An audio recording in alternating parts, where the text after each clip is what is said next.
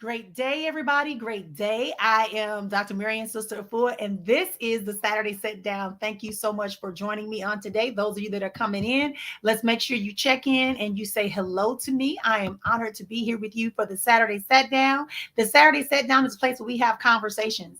Today, our conversation is just talking about pain, right? How do we deal with the pain, injuries?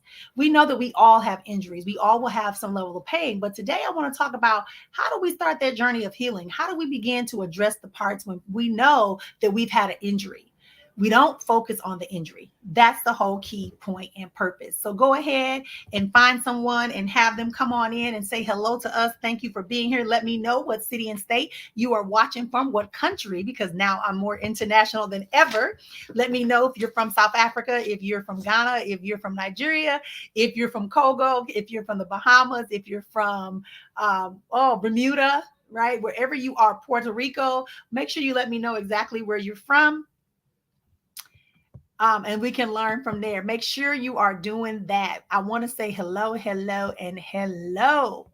All right, everyone that's here, thank you so much for being here. All right, so as I said, today we're going to be talking about on this Saturday Sit Down, we're going to be referring to the concept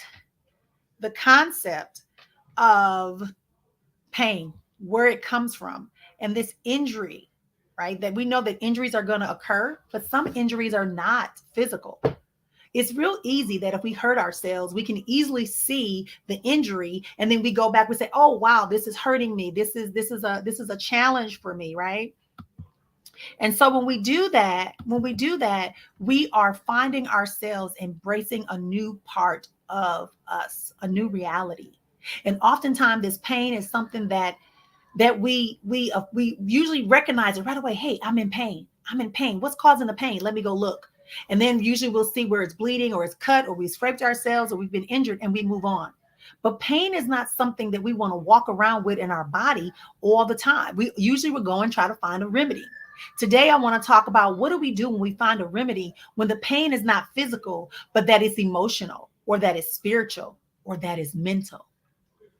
Again, I'm Dr. Marian, Sister Afua. My company is Azon Life Alchemy Center. We are a holistic alternative wellness and mental health facility here in Surprise, Arizona. We provide counseling, life coaching, spiritual awareness, and acuity services. And we are here serving you to make your life become more in harmony with who you are and what you should be contributing to this world. So this is a safe place. This is a great place. Let me know where you're listening in and watching from if you're joining me. And I want to go back into this conversation about pain. That when pain comes, the first thing we want to do is we want to begin to identify where is the pain? Where are we hurting? Where are we hurting? And once we identify where we're hurting, then we can begin to identify how to stop the pain or what type of remedy is required. Sometimes, when it's an emotional pain, a pain that is caused by an event, a situation, or a condition, emotionally, when we respond, we may not be able to necessarily go and put a band aid on it. But what we can do is pause for a second and ask ourselves and be honest with ourselves about how we are actually feeling emotionally. Maybe our initial reaction was to yell out to recognize that we're in pain. Maybe our next response could be that we are crying or we're gritting our teeth or we're trying to do something. All of these methods of our emotional pain allows us to either isolate or become more hyper involved in our environment. So when we are addressing our emotional pain, we need to be mindful that it takes time. Just like a physical wound takes time to heal, so does an emotional wound. So does an emotional wound. But most people, when they're hurting emotionally, we have been taught, and some of us are conditioned to hide the emotional pain because we don't want to be seen as weak or vulnerable. All right. So that emotional pain still has a scar. Your mind, your memories, we're still going to remember what caused that emotional pain, but it's up to you to choose how to heal it and how to move past it so that you can get a remedy from that pain. You're not re-injuring yourself with that same pain. You're not going to look for the same stimuli. You're not going to put yourself in the same situation. You're not going to allow the same people, conditions, circumstances, and places to exist in your life to bring you about that same emotional pain.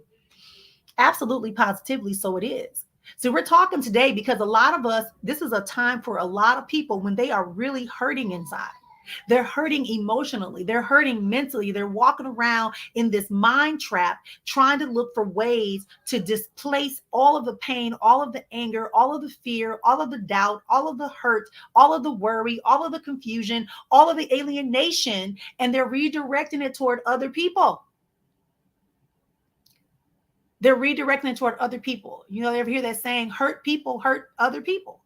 Not that it's intentional, but they are going to do that because emotionally they haven't gained the time to pause to assess what is causing this pain.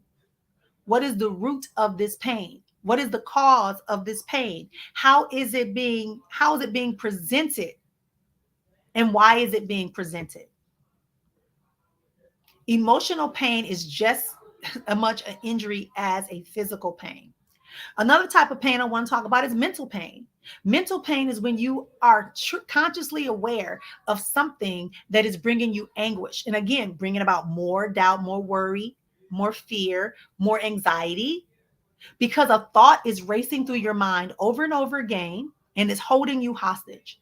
It's making you believe that whatever you are thinking about is real, true, and has power to affect you.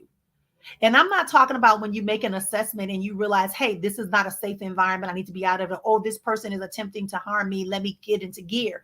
I'm talking about whether it's real or created, and you are allowing yourself to think the same thoughts over and over again. And it's preventing you from being able to move forward. It's preventing you from being able to take action. It's preventing you from being able to build healthy relationships. It's preventing you from being able to excel into your true purpose, potential, and power. That's where the mental pain comes from. You're being abused by that thought, by those beliefs.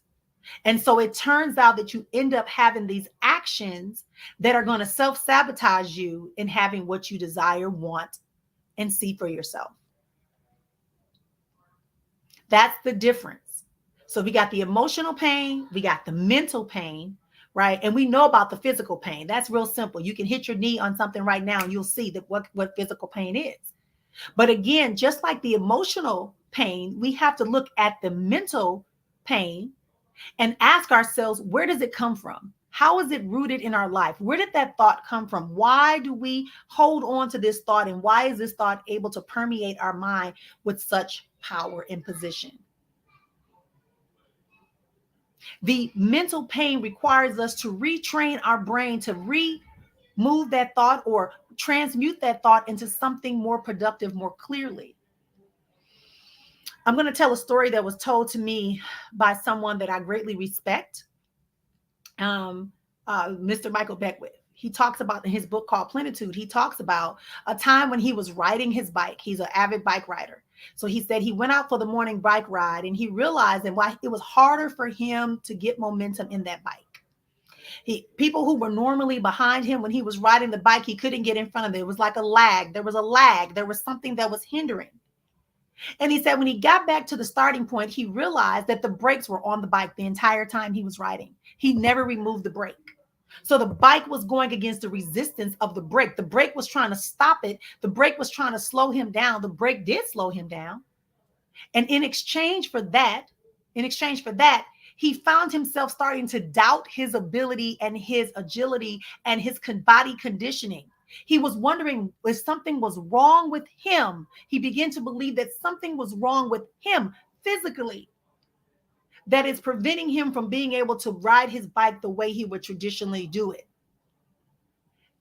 But that was some paradigms that he had in the back of his head about inadequacy and getting older and losing his fitness. And when he returned back to the starting point, he realized the brake was on there. And a lot of us, and that's what mental pain does, mental anguish does. The mental thoughts that are going through our mind and the emotional thoughts that are causing us these emotional and mental pain is just like those brakes that were on his bike. They're holding us back. They're stopping us from picking up momentum. They're preventing us from doing the things that we know we should be able to do, full out, capable. Yet that brake is there. That thought, that emotional situation, that fear, that doubt, that worry, that hurt, that misunderstanding, that jealousy, the envy, the greed, the uncertainty. All of those things are going to affect you and prevent you from the opportunity to have life harmony, which is what we talk about here. My quest is to support people in identifying how to have the highest level of life harmony, where your 7 life structures are in harmony, working in exchange, not in opposition, but in exchange, harmonic exchange, to allow you to take a rest and sit still and grow and expand your territory and make your contributions. So we have this emotional and physical pain. We have the mental versus the physical pain, but it's all pain. And your suffering from that pain is truly, everybody get ready, it is your choice. How you suffer from the pain and how long you suffer from the mental and emotional pain is your choice.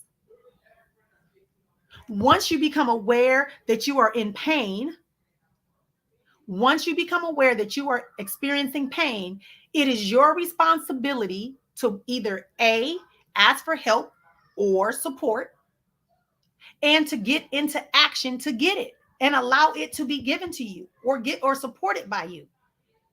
If you know information, if you know something is harming you and you continue to stay there, then that means you are choosing to do it. Oh, well, no, Dr. Marion, that's not true. I can't leave. Or Dr. Marion, that's my family. Oh, Dr. Marion, that's my church. Oh, Dr. Marion, that's my spiritual center. Oh, Dr. Marion, it's my best friend. Oh, Dr. Marion, it's the love of my life. Oh, Dr. Marion, it's my children.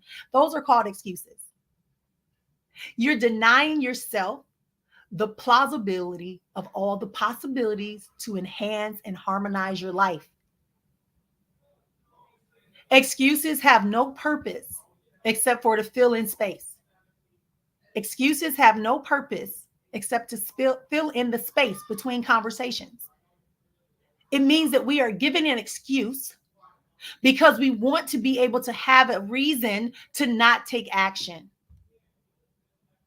If you're listening to me, just say choice. It's choice, choice, choice. Type the word choice if you can. If you're by a computer and you're not driving, type the word choice if you understand what I'm saying. It's your choice. It's your power. It's your life. It's your life harmony that is in stake. And when another person comes and they are not helping you, supporting you, guiding you, directing you to avoid the suffering from your mental and emotional pain, you have to break away. Because why would you want to suffer when you can have joy, peace, harmony, vitality, freedom, prosperity, optimum physical health, rewarding and reciprocating relationships, financial security and acuity, right? Being able to leverage all your skills, knowledge, and talents in such a way that it can benefit you. We have to begin to think on this level if we are going to elevate ourselves into a level of consciousness and daily life practice of this consciousness, awareness, and knowings. It is your choice. I see you. Thank you for typing that. If we can access the truth first within ourselves before we try to get someone else to co-sign, first acknowledge within yourself, what is the emotional mental pain that I'm experiencing? Am I willing and ready to let it go? Do I want to get to the root cause of what caused it? Just like when we're riding a bike, right? So I want to invite you to have a conversation with me. Our time is gone from us today, but I want to take a moment and invite you in to contact me if you want to know more and talk about it. As I said, we are an alternative health and mental health facility here in Surprise, Arizona. We would love to support you in identifying the root cause of some of this emotional and mental pain and allowing you to move past it. Because if we don't address it, if you don't begin to put it in its proper place, it will begin to affect other areas of your life. So if your emotional and mental is affected, so will it affect your financial, your spiritual, your health, your relationships. So there's my number. Reach out to me today, and we will see you again for the next Saturday Satdown. Thank you so much for being here.